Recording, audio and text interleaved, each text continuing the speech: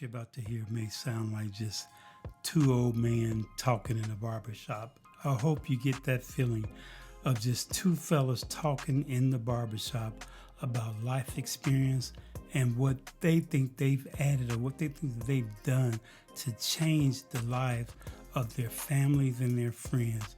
And this is the conversation that I'm having with my friend Paul Boykin, just about life experience from when we came to age of 20, 21, 22, 23, and 24 in the church and blossomed into being good friends, our families, loving each other for years and still loving each other from all the way back in the 80s till now, taking two people from two different worlds and putting them together, our families and our friends, and creating something that we have now, a friendship, a bond that will last forever. And that's what we need today. So I'm doing this introduction because this is my friend, and I wanted you guys to get a feel of this. Enjoy our conversation with Paul Boykin. Remember to listen to Experience, Strength, and Hope weekly from Tony the Mayor, Antonio the Mayor, Timms. And remember, this is only part one of maybe 3 parts. Could be broken into 4, but I'm going to try to do it into 3.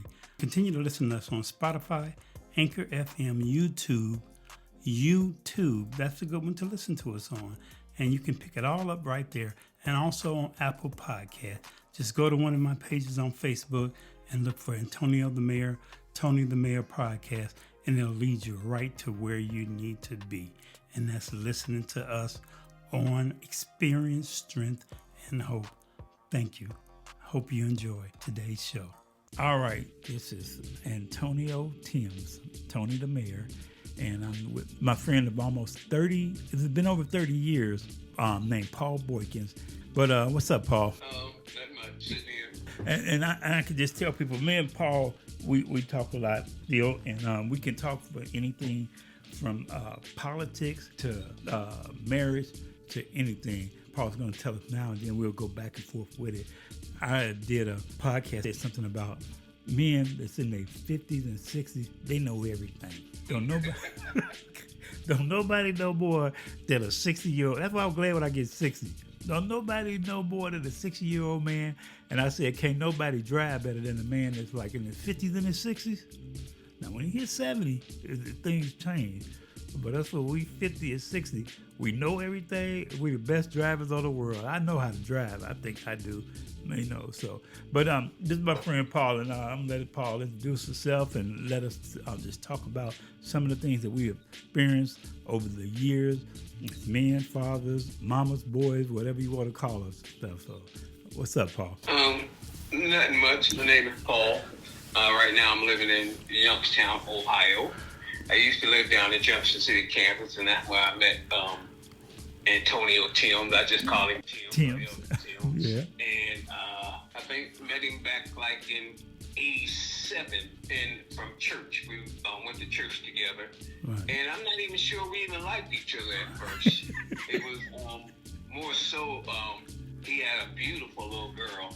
Her name is Kimberly Timms. And my wife fell in love with her. So it was through Kim that our friendship, blossomed or whatever you want to call it. And, Kim almost lived with us probably for around about till she started kindergarten. But, when she was young, she was in Pampers. So, and that's how we became, to be friends, because, to Kim.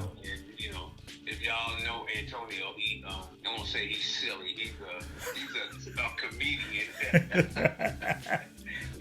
He like I won't say a church comedian. Any kind of comedian. He got something to say about everything though. So, but that's how we became friends. That's how we became. Now let me back up though. I ain't gonna say I ain't like y'all. But you know what I'm about to say? These people come down from Ohio with these old colored suits with socks and match.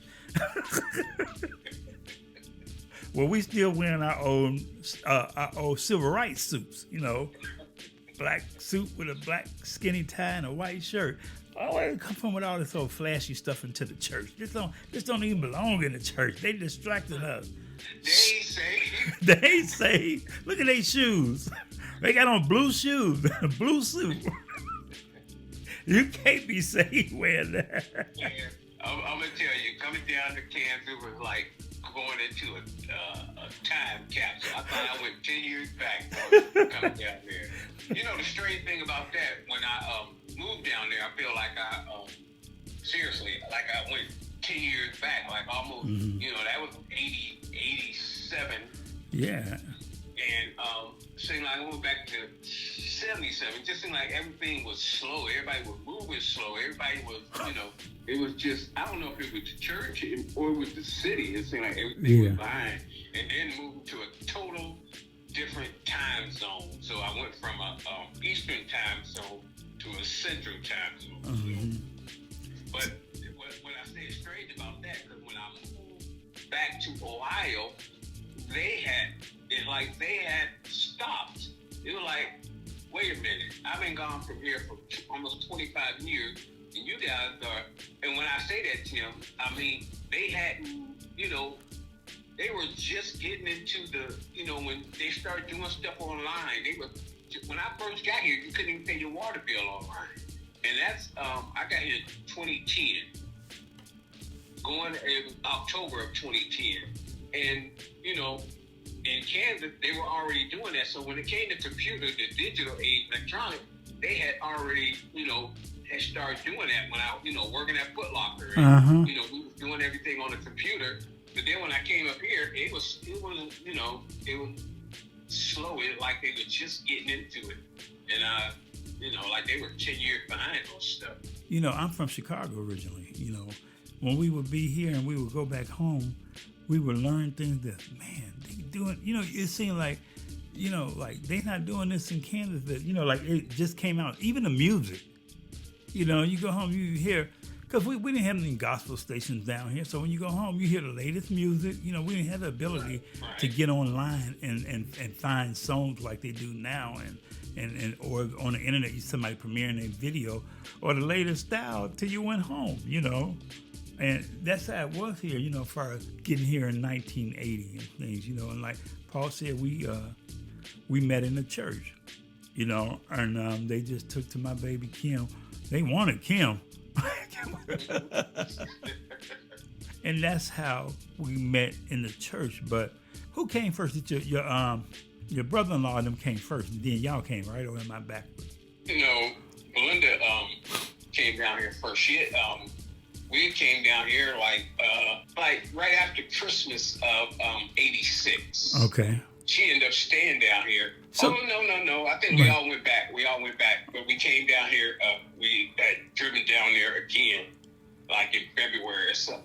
And then she stayed down here. Stayed with at that time it was Pastor Mary Pope. And then I went back home, and think I didn't come back until maybe April or May. So when we came up, you wasn't a part of the church yet when we came up there for revival, right? No, revival. I knew the pastor because she had ran revival down here before. But no, when you guys came, I didn't know anything about you guys. Didn't even come to the revival then. You didn't come to True Vine? I knew her then because she had came down here before. Y'all was hanging out with the Dukes or something like that. Yeah. You know? Yeah, I think the revival was at one. I think I came twice for revival, right? I'm not sure, because when she had revival down here before, it was her, it was Bishop Mary, Bishop Robert, and she had Sharon Hawley with her. Okay, now and she had Rose. Okay, Rose, so that was the first. I don't think Gwen was with her, but I think those two ladies were with her, and she had a guy, male with him, and I can't think of his name, but he was a dark-skinned guy. I think he was from Mississippi or Alabama, something like that. Oh, okay, yeah, I don't know, but I remember coming up. When I came, it was me, it was Bishop Robert, and it was Tim, the time we came up. I think it was only us because we rode in that Lincoln. I think it was only, and we brought, what's the name, back with us? Dean. Dean? I think it was Dean. It was one of the... Robinson brothers. They the Robinson brother. I think it was Dean. Okay. Yeah, and he the one that played the keyboard, whichever one played the piano, keyboard, or whatever. But I mean, that's the effect that Bishop had on people. It was a good effect. Not just her, it was the trueness and the realness of God. And and it was wasn't about playing church or anything like that. It's just that we were young. We were in our. So you were in your early 20s. Yeah, early 20s. I was 24 or 25 when I got down there.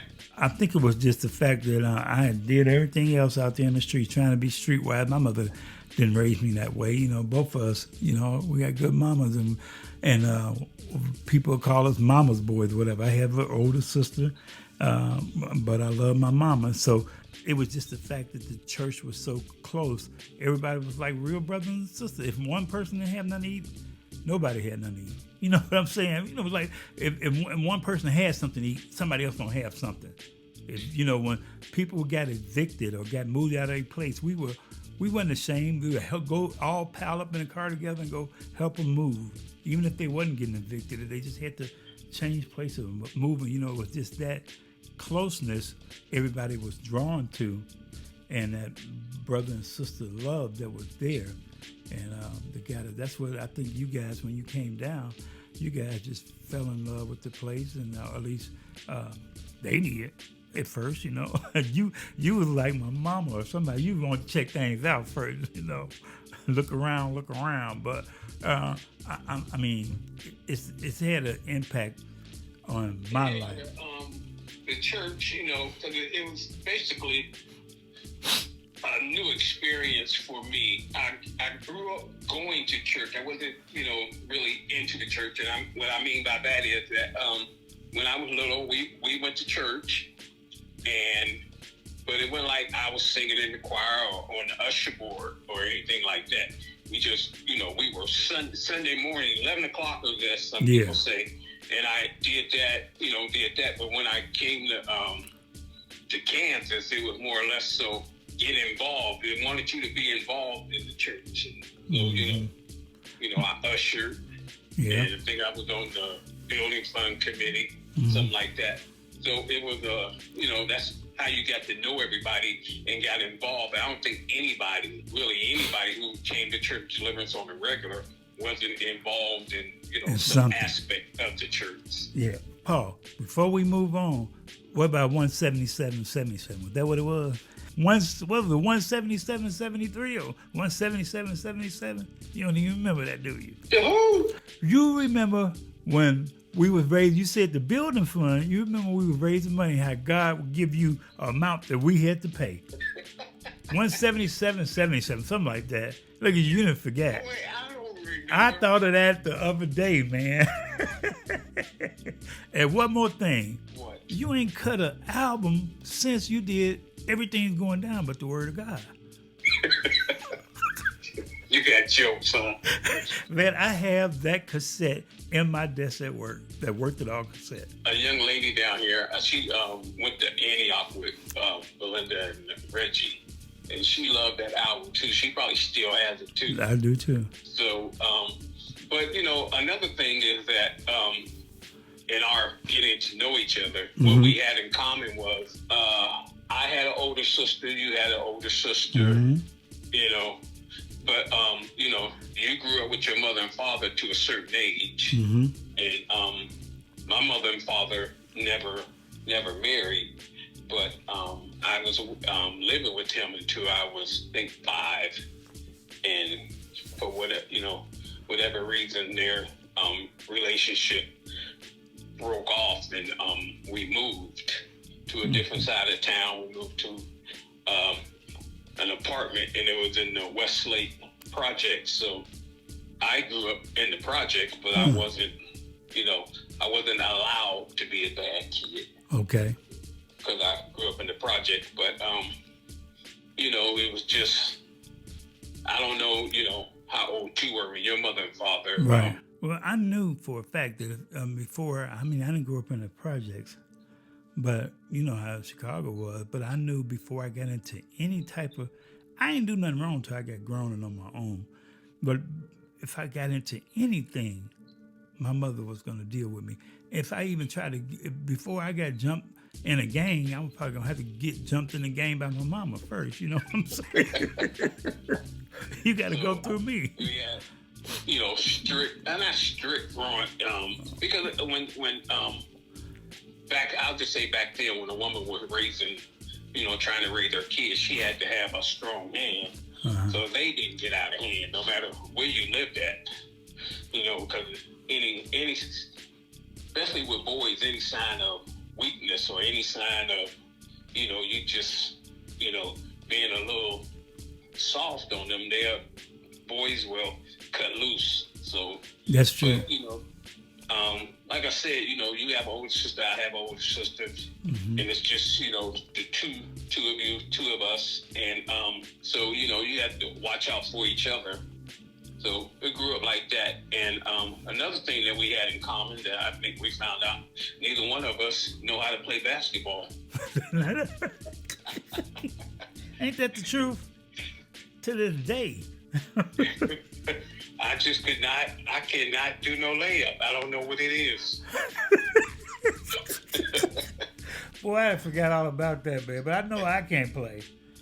And that's one of the things the brotherhood was doing. They were playing basketball, and on Saturday get together after brotherhood and stuff like that and go to the gym and things. And man, I wasn't good at that at all. Yeah, I might go to the gym, but all I'm gonna do is watch y'all.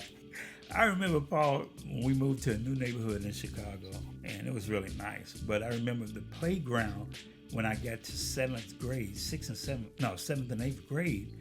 They used to take these baskets. They were on a long pole with no backboard, just the center part. And we used to set them up. That's what we used to play with at gym. And I think this is one thing. I couldn't play basketball, but I got there at gym once, and we were playing a game, and I hit a basket, man. You would have thought, man, that I had discovered a new planet, man. I said, man, I could play basketball. And I mean, that was just God's way of allowing me to fit into the school. And I couldn't play a liquor ball. We lived in an area on 58 in Michigan, and that area was really terrible. My mom and father, they wanted to get us out of that area. And I had cousins that got into trouble. I have a cousin that lost his life there. I think I had uncles or, cousin, uncle friends, people that lost their life that lived there. We'd be sitting out, I don't know, they call it a drive-by now, but man, we didn't even call it drive-by. We'd be sitting outside, enjoying the weekend with your family, sitting out on the porch at night, and all of a sudden you hear bang, bang, bang, bang. Dad grab us, run us in the building, man. You might come back out, just say, somebody's shooting down the street. Somebody's shooting. It was nothing new to hear shooting, Yeah. Yeah, so I don't. I mean, like I said, I grew up in the project, but when I moved there, it probably was the late 60s, like 69, early 70s. So I'm not exactly sure. I think I was in the first grade. And back then, it was single mothers, trying to find a place to raise their children. Mm-hmm. And so it wasn't, that bad when I was young. Right. And, as I grew up, Youngstown really didn't have gangs. I had heard of gangs from Chicago, but when I was growing up, there was no gang. It was just, you had certain groups, and my mother would tell me, I don't want to see you running with him. I don't want to see you running with him. And it was just, certain people, you just didn't, run with. They got in trouble. They did things, so I wasn't allowed to do that. And it's something how they knew, but we didn't know. I mean, we were blind to it, or want to be blind to it. You may just tell me, don't run with this person, or don't run with that person. I don't want to. No, you say, I don't want to see you with that person. It ain't just running with them. I don't even want to see you outside talking with them. Right. Yeah. I remember we used to have when we stayed on 58th in Michigan, in Chicago, my mother can look right out the back window and see everything I was doing in the backyard. Everything. Turn around, she can go to the front and see the front. See what I was doing out front. When you grew up then, they would say, you better be where I can see you. You know, Yeah. you in the front or the back, but don't be over there on that side or down the street and things, you know, or into something. But be where I could see you. Thank you for listening to another episode of Experience, Strength, and Hope. Come back and continue to listen on any of our other platforms such as YouTube, Spotify, Anchor.fm, and Apple Podcasts. We encourage you to not only listen, but also reach out and share your stories of experience, strength, and hope at bigdog0862@gmail.com or 785-307-4662. I'm Anthony Timms, and this has been another podcast of Experience, Strength, and Hope from Tony the Mayor Timms. Be blessed, be strong, and most of all, be real.